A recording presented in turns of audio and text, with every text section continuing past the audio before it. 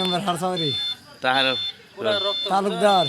হ্যাঁ লাইটটা ধরেছে তাহার তালুকদার বানাওতে কোন তাহার তালুকদার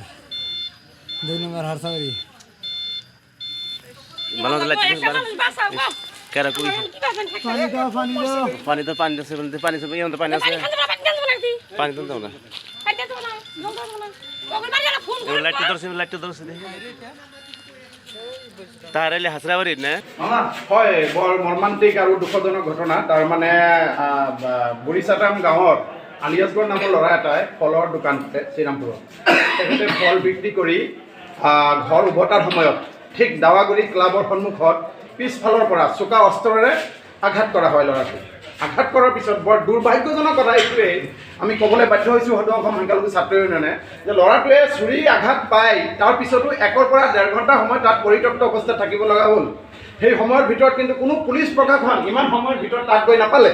বৰ দুৰ্ভাগ্যজনক কথা তো আমি ততাতৈয়াকৈ ল'ৰাটোক আমাৰ আমচু ল'ৰাৰ দ্বাৰা আমি হস্পিটেলত পঞ্চৰ পিছত ইয়াত যি পৰ্যাপ্ত পৰিমাণৰ এটা হস্পিটেলত ট্ৰিটমেণ্ট ব্যৱস্থা থাকিব লাগে সেই তাৰ এক ইঞ্চিও নাই তাৰমানে ইয়াত ব্লাডৰ ব্যৱস্থাও নাই ইয়াত অক্সিজেনৰ ব্যৱস্থাও নাই ভাল ডক্টৰৰ ব্যৱস্থাও নাই গতিকে ল'ৰাটোক এনেই ইয়াত মানে উধাই মুধাই 1.5 ঘণ্টা সময় ৰাখি তাৰপিছত ৰেফাৰ কৰি দিয়া হ'ল বঙাইগাঁও লয়াৰ আছাম হস্পিটেলত যোৱাৰ সময়তেই ল'ৰাটো কালক্ৰমত ল'ৰাটো ইয়াত নিহত হয় ল'ৰাটো ইয়াত মানে মৃত্যুৰ লগত যুঁজি অৱশেষত মৃত্যুৰ লগত পৰাস্ত হ'ব লগা হয় তেখেতে ইয়াত মৃত্যুবৰণ কৰে তো গতিকে মই এই ক্ষেত্ৰত এই হস্পিটেল কৰ্তৃপক্ষকো অৱগত কৰিব বিচাৰিছোঁ যাতে এই হস্পিটেলখন ইমান ডাঙৰ 100 বেডযুক্ত এটা হস্পিটেলত কোনো ধৰণৰ এটা ছিষ্টেম নাই কোনো ধৰণৰ ফেচিলিটি নাই নে ব্লাডৰ ফেচিলিটি আছে না অক্সিজেনৰ ফেচিলিটি আছে নে ডক্টৰৰ ফেচিলিটি আছে নে ভাল কোঠাৰ ফেচিলিটি আছে কোনো এটা ফেচিলিটি নাই আজি ইয়াত আমাৰ শ্ৰীৰামপুৰৰ MCLA ডাঙৰীয়া ইয়াত উপস্থিত হৈছে তেখেতকো আমি অৱগত কৰাব বিচাৰিছোঁ যে এই কামবিলাক অতি সোনকালে হ'ব লাগে যদি আজি এই হস্পিটেলত উপযুক্ত পৰিমাণে পৰ্যাপ্ত পৰিমাণে ফেচিলিটিছবিলাক থাকিলেহেঁতেন হয়তো ল'ৰাটো আজি বাচি গ'লহেঁতেন আজি ফেচিলিটি নথকাৰ কাৰণে ল'ৰাটো ইয়াত ঢুকাব লগা হ'ল তাৰ লগতে যিজন ব্যক্তি আজি ইয়াত মৃত্যুবৰণ কৰিব লগা কৰিলে সেই ব্যক্তিয়ে ঠিক মৃত্যুৰ কিছু মুহূৰ্তৰ আগত নিজে ষ্টেটমেণ্ট দি থৈ গ'ল যে তেখেতক হাছৰাবাৰীৰ কোনো এজন তাহেৰ মণ্ডল নামৰ ল'ৰা এটাই তাহেৰ তালুকদাৰ নামৰ কোনো এজন ব্যক্তিয়ে তেখেতক চুৰি আঘাত কৰিছে স্পষ্টকৈ কৈছে আৰু সেই ভিডিঅ'টো মই ল'ৰাজনে তো আমি সদৌ অসম সংখ্যালঘু ছাত্ৰ ইউনিয়নৰ ফালৰ পৰা মৃত ব্যক্তিৰ পৰিয়াললৈ এক্স গ্ৰেচিয়াৰ যিটো পইচা চৰকাৰে দিয়ে এককালীনভাৱে 10 লাখ টকা দিয়াৰ কাৰণে আমি অনুৰোধ জনাইছোঁ আৰু যিজন ব্যক্তিয়ে হত্যা কৰিলে তাহেৰ তালুকদাৰ নামৰ ব্যক্তিজনক পুলিচে তাক ধৰিব লাগে আৰু উপযুক্ত পৰিমাণৰ দৃষ্টান্তমূলক শাস্তি বিহিব লাগে যেনেদৰে অসমৰ বিভিন্ন জেগাত এনকাউণ্টাৰ এটা পদ্ধতি চৰকাৰে কৰি আছে তেনেকুৱা ধৰণৰ এনকাউণ্টাৰ গোসাইগাঁও পুলিচ প্ৰশাসন তথা শ্ৰীৰামপুৰ পুলিচ প্ৰশাসনে কৰিব লাগে আৰু যাতে এই এনকাউণ্টাৰৰ হয় আজি এটা দুৰ্ভাগ্যজনক ঘটনা সংঘটিত হৈছে আজি দাৱাগুৰি ক্লাবৰ সন্মুখত যিটো ঘটনা সংঘটিত হৈছে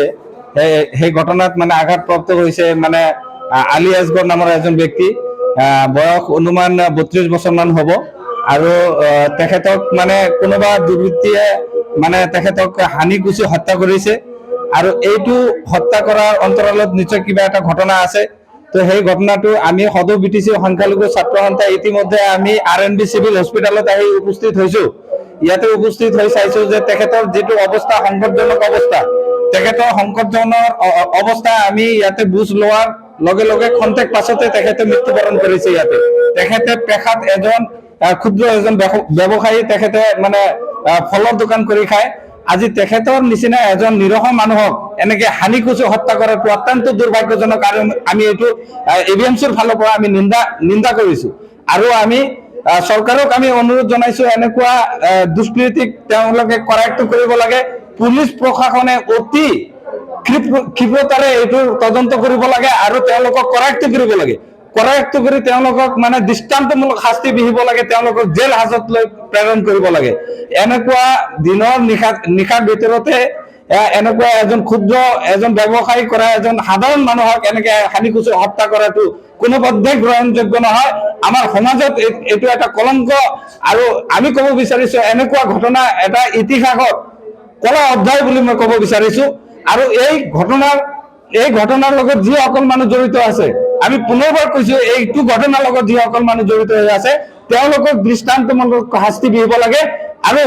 আজিৰ ৰাতিৰ ভিতৰত সেই দোষীবিলাকক কৰেক্ট কৰিব লাগে আমি প্ৰশাসনক এইটো আমি দাবী জনাইছো